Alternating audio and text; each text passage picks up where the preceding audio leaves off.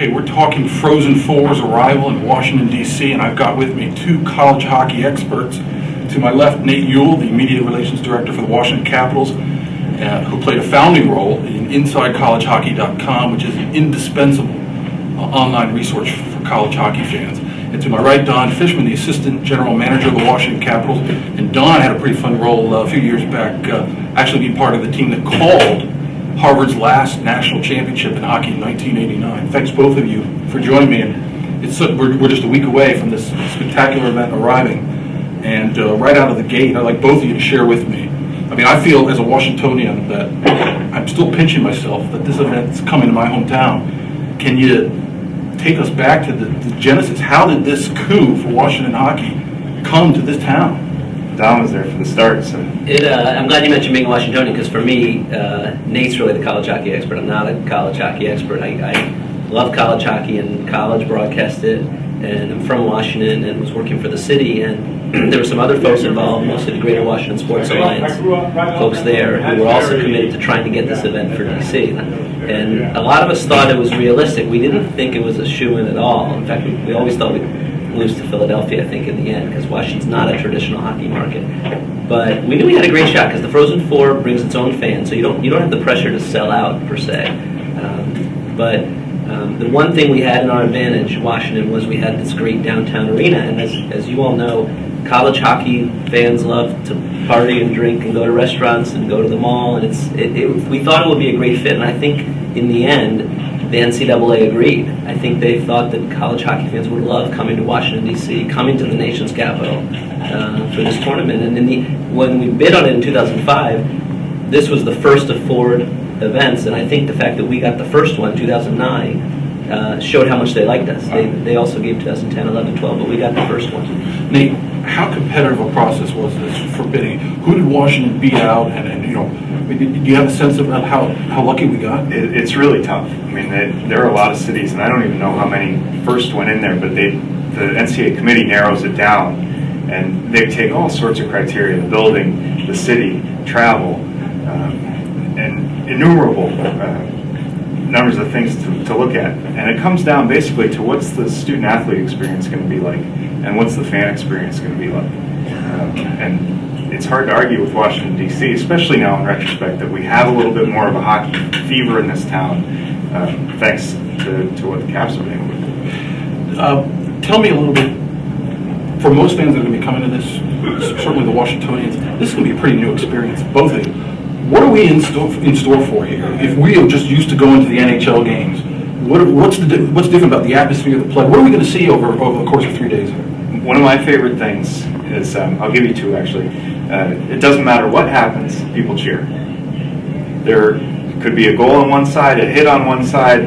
There's enough fans from each of the 4 schools that there's going to be a rousing applause for whatever happens on the ice. The other thing to me is it's a tournament of sights. It's a tournament of color, and you'll see the 4 schools represented in the stands, but you'll see the other 54 colleges in the stands as well in terms of jerseys. Fans come here no matter if their team's playing or not. They bought their tickets over a year ago, so they're coming, and they'll be here in force. And to me, Washington, D.C. is a city of sights in terms of the monuments, and you're going to see the picture I want to see is all these college hockey fans in different jerseys in front of the National Portrait Gallery on Thursday before they come in. So is that scheduled?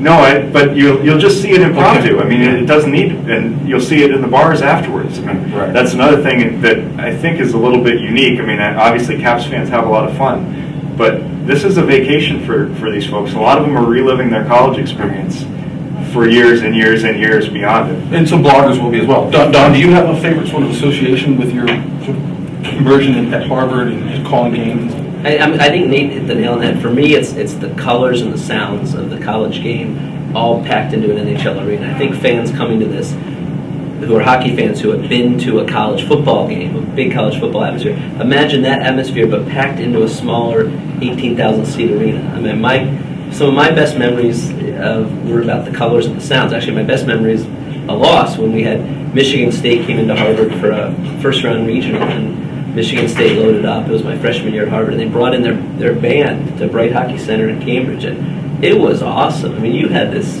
I don't know, 80-person band that was used to playing Michigan State's football stadium, packed into this little arena. It literally sounded like they were going to blow the roof off the arena, and they blew us out in 2 straight games. But it was a great experience, and fans coming who like bands, who like the college atmosphere, they're going to love the atmosphere for these games. Interesting. Okay, now everybody's talking about Bemidji State. We've got a Cinderella story, maybe a couple of them here coming. Last weekend at the regionals, this thing was just unbelievable. The drama Friday and Saturday. I guess the question for both of you, was that something really aberrational in college hockey? I mean, a 4 had knocked off a 1 once, or 4 times, I think, but or is something really going on now where college hockey is really becoming egalitarian, where it's a George Mason that can make a run? I mean, is that what is there a sea change going on in college hockey? I think we've seen it grow and build towards that, and part of it's been early departures because guys like Don sign these kids when they're sophomores, and other than Joe Finley, but that hurts the BUs and the BCs of the world, and they come back down to earth a little bit. If Michigan State had Justin Applicator and Tim Kennedy in their lineup this year, they're here. Yeah. Instead, they were one of the worst teams in the CCHA. So you see that shift, and I think for a team like Bemidji that has a lot of seniors and Tyler Schofield and all those guys that could buzz around, that obviously helps them. At the same time, last weekend was crazy. And aberration is probably a good word for it. I mean, the one thing I like about the Bemidji State story is that college hockey at its roots is a game where the Bowling Greens of the world can beat Michigans. The Lake Superior States of the world can win national championships. Harvard can win a national championship. It's been a sport where the little guy can play with the big guys, and we're seeing that again this weekend. For sure. I think the other thing about last weekend for me was it's the reason we love hockey as a sport. I think hockey is a sport where if you get a goal or 2 early, all of a sudden you can win the game. I mean, I look back at the Bemidji State Notre Dame game. They got that early goal, and the sense was, there's the Irish. And all of a sudden, I bet those 20 guys on the bench were like, "Holy cow, we can win this game!" Yeah. And if they hadn't gotten that goal, it was also the way that goal was scored. It was a mistake. Yeah. It brought immediately whatever perch they had Notre Dame on, brought them down to earth because they. Well, this leads me to my next question. Is there enough reward for being the number 1 seed in college hockey? I mean, it's single elimination, and I mean, if they don't get home ice, I mean, is it maybe a little too egalitarian, where there's just not enough reward for having Notre Dame, Denver, Boston University, all had great seasons. 2 of the 3 aren't coming. You get to stay close to home. I don't know if home ice is the answer, because I think there's something special about having a regional like that. There used to be a bye, but I think it's a better tournament when there isn't. You don't want to have teams sitting around while 2 other teams are playing. I think there's enough of a reward. I mean, you're going to play a tough team no matter what. One of the 16 best in the country. Exactly. Yeah. Well, there's no denying the excitement. Don, any kind of concluding thoughts about the viability of a D1 program coming here one day?